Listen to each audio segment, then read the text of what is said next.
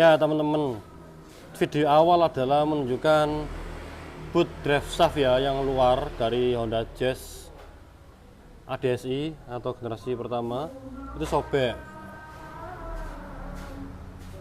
Ini ya sobek di sini mas ya.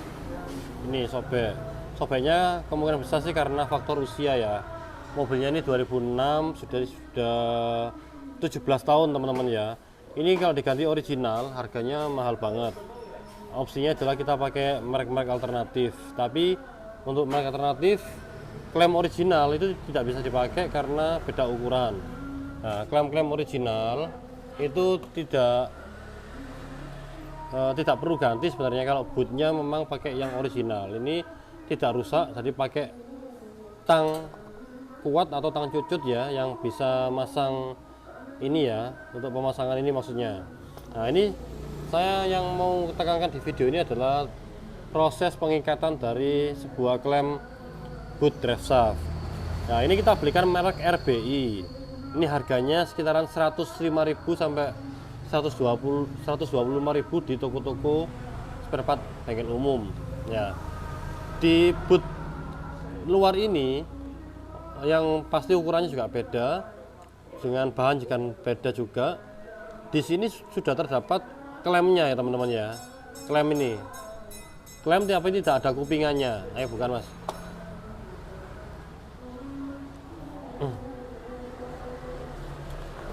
Klemnya tidak ada kupingannya. Saya tunjukkannya ada kupingannya. Jadi ya mungkin saya tidak menggurui, tidak menjudge, tidak menghakimi. Kalau bisa yang ikut sama putaran roda ini dikasih klem yang kuat, yang bahan dari baja ya. Toh di dalam pembelian paketnya ini sudah dapat.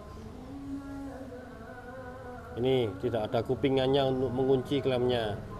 Ya, ini tetap bisa dipakai, cuman biasanya mekanik tertentu itu ragu untuk menggunakan ini karena tidak ada yang ngikat penguat dari klemnya. Opsinya adalah dibelikan klem lagi yang ada kupingannya. Atau juga seperti ini maksudnya kupingan itu ya. Jadi ini habis ditarik ditarik terus dilengkuin, dia dikunci sama dua kupingan ini ya, dua kupingan ini terus baru ditekuk lagi biar ndak lepas ya. Untuk harganya ini macam-macam, saya dulu beli di toko mulai 25 kalau yang ndak ada kupingannya seperti ini kurang lebih 5 ribuan sampai 10 ribuan. Yang besar 10.000, yang kecil ini 5.000. Yang tidak ada kupingannya ini ya. Kalau yang ada kupingannya seperti ini harganya satu set besar kecil ya. Ini sekitar 25 sampai 35 tergantung tokonya. Nah, ini saya dapat baru ini, beli di toko hijau. Nanti tak kasih linknya di bawah pembelian. Ini kalau teman-teman bengkel butuh, teman-teman user Honda butuh, kalau mau ganti understyle, bengkelnya tidak punya klem pengikat, beli ini aja harganya 10.000 di Raja Motor Kedung Doro ya teman-teman ya. Ini bisa melalui online, ini saya belinya online semua. Kebetulan barangnya juga bagus, tidak pernah putus. Karena kadang-kadang waktu kita tarik juga putus ini, jadi harus beli lebih dari satu ya. Ini satu paket penjualan seperti ini, itu isinya dua, besar sama kecil. Yang besar dibuat yang sisi ini, sisi kepala drive shaft, yang kecil dibuat di as rodanya. As roda ini kalau yang besar di sini. Ya, seperti itu teman-teman. Ini tergantung teknisi. Ada yang tidak mau seperti ini karena takut tidak rapet, mau ganti ini juga harganya tidak terlalu mahal juga kok. Jadi kenapa harus dipakai kabel tis atau kawat kalau harganya murah? Toh juga kita masangnya di bawah seperti ini, kecuali kita masangnya di posisi mobil seperti ini ya, tidak diturunkan ininya memang agak susah untuk menjangka membuat ketat sebuah klemnya. Tapi kalau sudah turun seperti ini ya memang lebih lama sedikit lah, lebih repot sedikit, tapi kan pelanggan puas, mobil juga aman, juga standar, juga ibaratnya resiko untuk lepas dari sebuah boot kokel boot CV John itu lebih minim. Jadi untuk perbaikannya, untuk grease-nya juga tidak moncrot kemana-mana ya, jadi pelanggannya puas, kita pun ngerjainnya tenang. Ya, selain untuk yang moncrot-moncrot ya, grease ini moncrot-moncrot, selain dari klem ini yang penggunaannya salah atau tidak pakai klem seperti ini, itu juga volume dari grease-nya ini juga terlalu banyak biasanya. Ini rata-rata sih untuk CV join itu diperlukan 100 mg ya, atau ini sudah ada tempatnya sendiri-sendiri, sudah ada takarannya. Kalau ini dari Univar tidak ada contohnya, biasanya itu seperti pasta gitu, isinya 100 gram buat CV join seperti ini. Jadi grease-nya grease khusus, pakai grease CV join yang ibaratnya tahan panas dan kuat untuk putaran kecepatan tinggi. Nanti kita tunjukkan waktu mau diklemkan ya, contohnya seperti apa dan cara penggunaannya seperti apa, alat-alat apa yang digunakan. Kalau mau teman-teman oprek sendiri, monggo bisa dilakukan di rumah. Jadi ini diputuskan teman-teman pakai yang ada kupingannya supaya lebih safety aja dan lebih yakin dalam pengencangannya. Nah, terus yang perlu diperhatikan itu di sini itu juga ada kayak nono aneh ya, nono aneh buat ngepasin sama bootnya ya. Ini ada nono aneh ini, itu jangan terlalu berlebih, jangan terlalu kurang juga, harus pas biar dia mapak atau ini, atau dia pas presisi dengan dudukannya. Ini kita pakai alat, nanti kita tunjukkan contoh yang tidak pakai alat ya. Ini pakai alat khusus SST nya, ini beli di Lazada tapi saya tidak tahu linknya ya, mohon maaf ya. Ini harganya sekitar 150 ribuan lah. Ini SST spesialis tool untuk pemasangan CV join, pemasangan klem CV join. Jadi dia bisa narik, bisa nekuk, juga bisa motong. Nanti tak dicontohkan sama teman-teman cara pemasangan yang tanpa SST ini.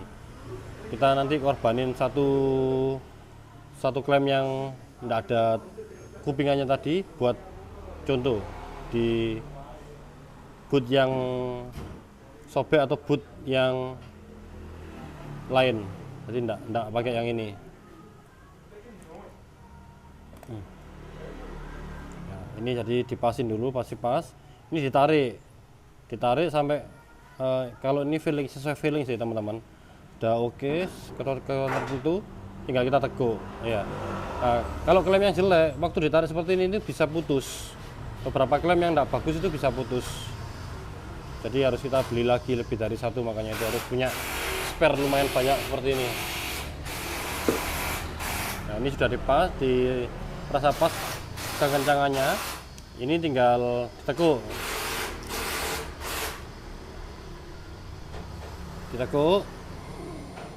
Ya seperti itu, terus dipotong.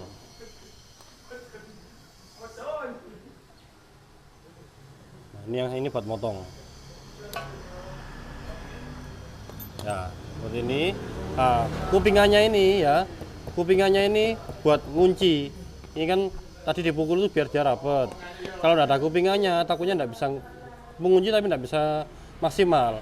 Nah, ini kupingannya diingkupkan, ibaratnya apa ya, dikuncikan, dipalu lagi seperti itu, kemudian ditekuk lagi dan dipalu lagi, jadi double pengunci. Nah, seperti itu. Ini kita yakin sebagai teknisi, insya Allah yakin terhadap pengunci dari kekuatan penarikan tadi ini dan juga dari produk klemnya sendiri ya.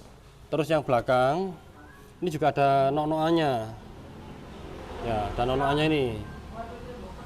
Ini teman-teman perhatikan kenok berapa yang waktu kita ngelepas tadi. Jadi jangan anggar dilepas tok, masangnya juga ngawur, jangan.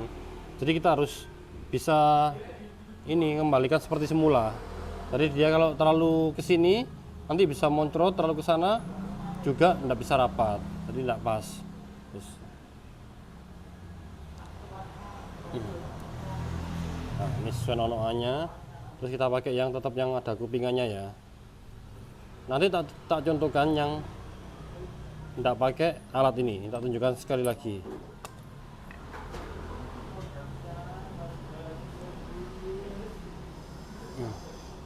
Ini sisi luar, kita perbaikan sisi luar. Jarang sekali rusak, kecuali memang usia, kena gigit dari hewan seperti tikus, anjing, kena benang layangan, ini juga sering kena. Kalau bengkel-bengkel understyle kalau bisa punya teman-teman ini ya. Ya sekali lagi saya tidak menggurui, cuma kasih saran aja. Toh harganya juga tidak terlalu mahal, juga buat investasi kita juga. Pelanggan juga puas, dilihat pelanggan juga bagus kan seperti ini. Ya.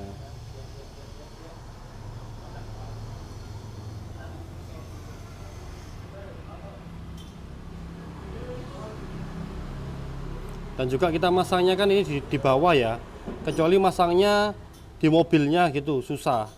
Kalau ini tidak dilepas, kalau di bawah seperti ini kan, kalau tidak diklem kawat seperti ini ya apa ya, kurang oke lah. Pelanggannya bayarnya mahal tapi kok dapat klem kabel tis itu kan juga kurang etis. Itu dipotong, sudah ditekuk, dipaskan apanya tadi, kekencangannya, terus dipotong, dipukul, dia ngunci ujungnya. Nah, yang kupingnya tadi diingkupkan lagi dan dipukul lagi. Itu double kunci jadinya.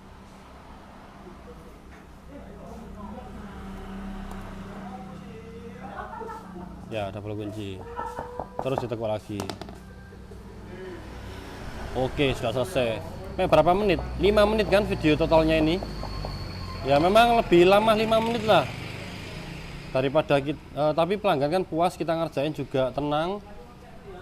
Kecuali kalau sudah saman kayak gini masih moncrot, kemungkinan kebanyakan ngisi grease ya teman-teman ya, kebanyakan ngisi grease-nya di luar volume yang ditentukan. Ya ini sudah oke yang luar. Nanti saya contohkan yang tanpa menggunakan alat dan juga satunya yang tanpa kupingan ya teman-teman. Ini tak bikinkan contoh di luar pakai alat SST ya, atau kalau klemnya tidak pakai kupingan. Jadi kalau sudah turun seperti ini kan ya, sudah diturunkan tidak di mobil, itu kan kita medan kerjanya kan lebih oke ya.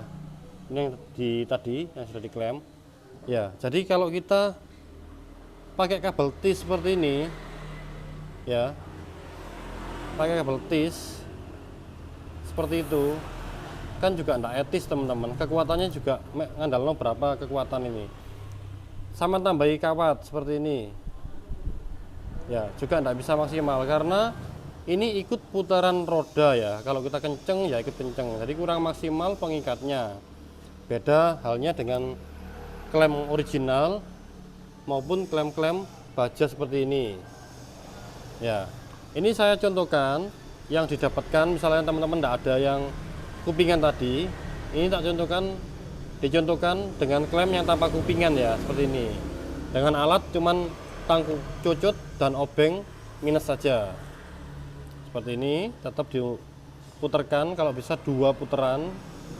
Maksudnya 2 putaran itu 2 layer. Nah, ini pakai tang cucut bisa, tang besar bisa, monggo sebisanya, seenaknya, senyamannya teman-teman mengerjakan. Nah, ini di ujungnya klem ini, yang kotakan ini ditahan pakai obeng min. Nah, terus kita putar ya, kita putar seperti ini, dililitkan. Nah, dililitkan seperti itu sampai dengan tekanan atau kekuatan yang diinginkan. Ini jam terbang juga dan juga failing juga. Nah, kalau sudah oke, tinggal ditekuk ya seperti ini dan dipalu.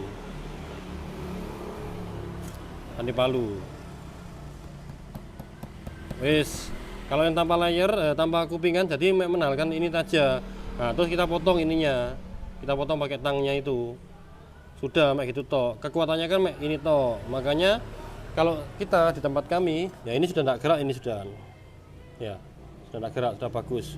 Ini tinggal kita nanti potong pakai tang sepanjang yang kita inginkan, serapinya. Tapi kan ini tahanannya cuma satu ini toh.